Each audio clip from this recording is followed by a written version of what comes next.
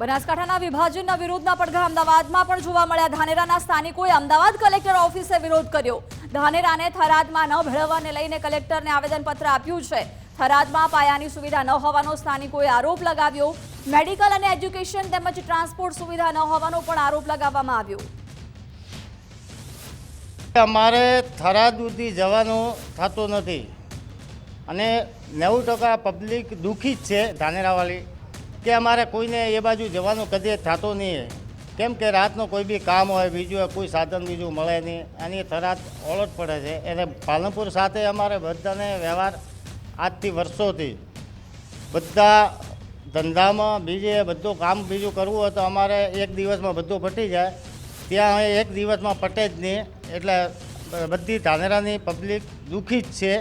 વાહન વ્યવહારની, ટ્રાન્સપોર્ટેશનની કોઈ વ્યવસ્થા થયેલ નથી।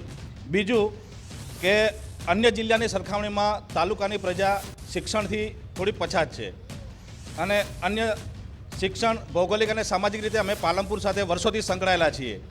બીજું કે મેડિકલ ક્ષેત્રે પાલનપુર અને શિક્ષણ ક્ષેત્રે જે પાલનપુર જે હબ છે, દાખલા તરીકે અમદાવાદનું હૃદય ગાંધીનગર, ગુજરાતનું હૃદય ગાંધીનગર, તેમ તાલુકા ધાનેરા તાલુકા બનાસકાંઠાનું હૃદય એટલે પાલનપુર, જ્યાં શિક્ષણ ક્ષેત્રે મેડિકલ ક્ષેત્રે જે પાલનપુરનો હબ છે એની કોઈ પણ વ્યવસ્થા થરાદ તાલુકામાં નથી। ધાનેરા તાલુકાના લોકો પ્રભાવિત છે કે જે લોકો આ વસ્તુથી નકારી રહ્યા છે કે અમારે થરાદમાં નથી જવું, જેવા અનેક કારણો અમારા આગેવાનશ્રીઓએ બતાવી ચૂક્યા છે।